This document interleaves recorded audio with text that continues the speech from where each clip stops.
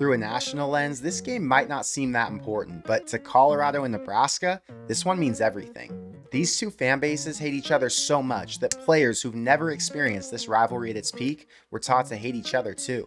Deion's team embarrassed Matt Rule in Boulder last season, and that bad taste hasn't gone away, but with new weapons on offense, a fired up home crowd, and a defense with something to prove, this will feel like a championship game. So today, we'll talk about the matchup, the motivation for both sides, and I'll give you my final score prediction. But what's up, guys? I'm Connor Hayden, and this is Corn Crazed. If you're a fan of Nebraska or the Big Ten, hit the subscribe button so you don't miss my post-game reaction. And if you think Nebraska ends their 3-game losing streak, hit the like button and help us get to 1,000.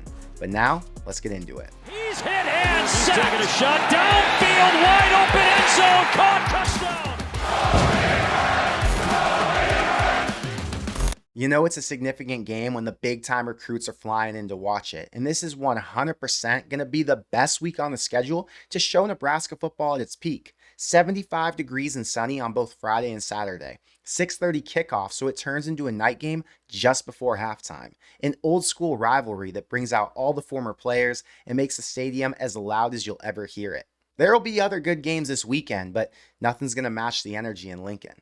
I saw this visitors list on Twitter that includes 3 5-stars and 22 3 and 4 stars. And I know Michael Terry isn't 100% confirmed at this point, and there are some other big names that this list doesn't show, like Christian Jones and Bama commit Dawson Merritt, but that's an insane list for a team who hasn't made a bowl game in 8 years. There will be close to 30 recruits in town this weekend, and if Nebraska makes a statement like Vegas expects them to, then there could be a wave of commitments coming in over the next few weeks. I want to get into why this game means so much to both sides, but first, I got to shout out today's sponsor, Prize Picks. If you haven't signed up on the app yet, you can create an account with our promo code CORN and get $50 instantly when you play your first $5 lineup, and you don't even need to win to receive that $50 bonus. It's guaranteed. All you do is choose which players will go for more or less than the app has listed. They offer yards, catches, points, field goals, and you can choose between tons of players in college and the NFL. Last week, I had a lineup with Drew Waller, Dylan Raiola, and Jamal Banks that I won $25 on, and I already see some lines that I like for the game this weekend. To kick off the NFL season, they're offering a promo for Caleb Williams to throw for at least 1 yard every week in September, so make sure you include that square in your lineup for a free winner every week this month. Prize Picks is available in Nebraska, California, Texas, and over 30 other states, so if you see your state colored in, you can play on the app. I'll give out my official plays on the Thursday night live stream and in our Corn Crazed Discord group. But if you have a good read for which players are about to have a big game or you think somebody's going to struggle, you can use our promo code and join us over there. Looking back at last year, this game really didn't mean anything since both of these teams were breaking in new coaches and just hoping to make a bowl game. But now things are different. Colorado's got arguably the best QB receiver duo in the country. Their defense isn't great, but they're better up front than they were a year ago. And this is Deion's best chance at competing for a conference title since they'll lose so much to the NFL draft after this season. Nebraska's made a huge jump too. Their offense went from dead last to looking like one of the better units in the Big Ten. Vegas has them as favorites in at least 8 more games, and if they win the ones they're supposed to, we're talking about a team fighting to break into the top 15 by the end of the season. At Colorado, they're desperate to win now so Deion can recruit big names while his brand still holds weight. The national hate for the way they do things and the unconventional attitude puts a massive chip on that team's shoulder, and if they lose games early in the season the same way they did before, things could unravel pretty quick. Dropping one in Lincoln would lose a lot of their fan base, and it could be the start of another losing streak since they've got another rivalry road trip the very next week. At Nebraska, the stakes are even higher. They're way more invested in the program. Rule's trying to keep up with the USCs, Michigans, and Ohio States by bringing in top-tier talent, but to land some of those guys over other successful programs, he's got to prove his team can win in primetime matchups. For Rule, this is a must-win game. Lose as a touchdown favorite to your biggest rival at home in the best setting you could possibly ask for, and the morale in the locker room and among the fan base drops immediately. And that energy carries over to recruiting. Nebraska's notorious for losing games they're supposed to win, and to officially kill that narrative and keep the excitement for the rest of the season, you have to take down a Colorado team that's only expected to win 6 games. Let's get into the matchup, and we'll start with Colorado's offense, headlined by Shedeur Sanders and his receiving core that somehow got even better, even though they lost last year's #1 target. Say what you want about NDSU being an FCS school, but what Colorado did in the passing game was exceptional. They found ways to get their receivers in space. The QB was pressured all game, but he kept plays alive by moving around the pocket.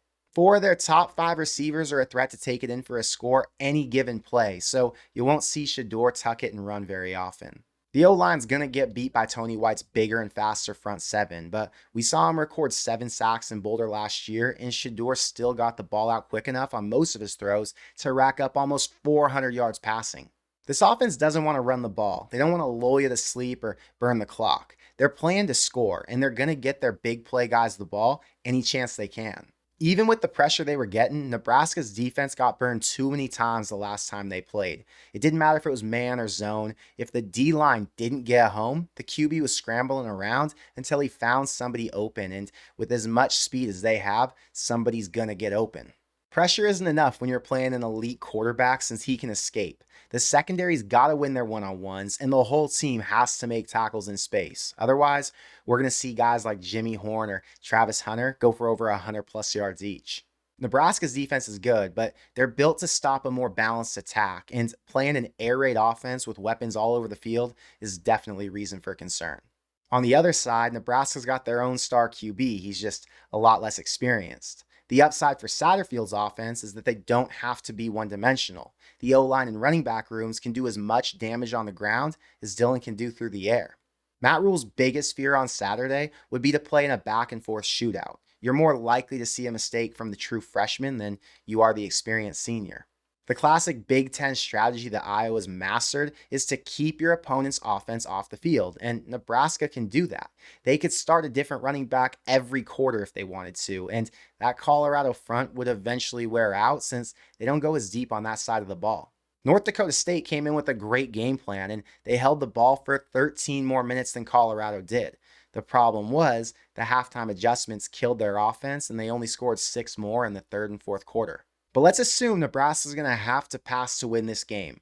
NDSU completed 83% of their passes for almost 300 yards, and their receivers were covered man-to-man on a bunch of their mid-range routes. It's really hard to know how good Raiola's receivers are since they played against a really weak defense in their first game, but I have to believe that if an FCS school could move the ball the way they did, Nebraska's going to be able to do the same thing. When we talk about who has the edge, the only area I can give CU the nod is on offense. They're not as balanced, but with 2 of the best players in football running the show, they're never out of a game, even if they're getting beat down early.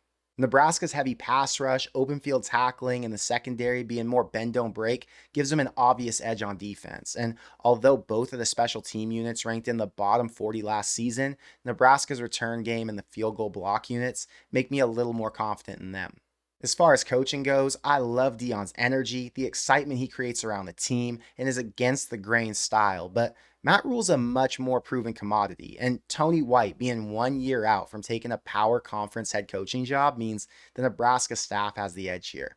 Both of these teams are motivated to win, but only one's desperate. If Nebraska can't win a game they're supposed to, at home, under the lights, with the entire world watching, what makes you think they can win games on the road in way tougher environments? Vegas has Nebraska as a 7.5-point favorite and the total set at 58.5, which means they're thinking the score will be something like 33-25. And that makes sense if Rule wants to slow down the game, keep the offense on the field for long periods of time, and try to limit Colorado to something like 6 possessions. This one's a really tough one to bet on, and I don't think I will unless the line drops to 6.5, because even though I think Nebraska is the better overall team, I can't give a Heisman caliber quarterback more than a TD since there's a world where he matches Nebraska every time they score. In my prediction video last year, it pained me to say it out loud, but I went with the Buffs because they had the momentum coming off a big win, and their stadium environment was going to be a lot to deal with for a coaching staff still trying to figure out who their key guys were. But last year's team isn't this team. There wasn't a capable quarterback prepared to win in Boulder. The receiver room was extremely thin, and the offensive line was still in rebuild mode. Deion was able to capitalize and beat a team that wasn't ready to win after their new coach took over. Memorial Stadium is going to be a hostile environment. Nebraska's a pissed off team with a coach who expects to win now and a quarterback who refuses to get outplayed on his own field. Championship teams play good defense, they complete their passes to keep drives alive, and most importantly, they wear teams down as the game goes on. They hit you up the middle with multiple running backs over and over and over until you're mentally and physically broken. You know what's coming, but you still can't stop it. The Colorado starting D line's average size is 6'2", 265. So I'm taking Nebraska to win 31-24 with a heavy run game and a QB who won't force throws or make the stupid mistakes we saw the last time they played. A win over Colorado probably won't get Nebraska into the top 25, but for a fan base that's so desperate for a signature win over a big-time rival, it'll feel just as sweet. But I want to know what you think, so let me know in the comments below. Does Nebraska's D step up and hold their explosive offense to less than 30 points? Will Matt Rule throw a Big Ten game plan at them and try to run it down their throat to play keep away? And what's your biggest concern with Colorado? I think I'm most worried about a freshman mistake in a key situation.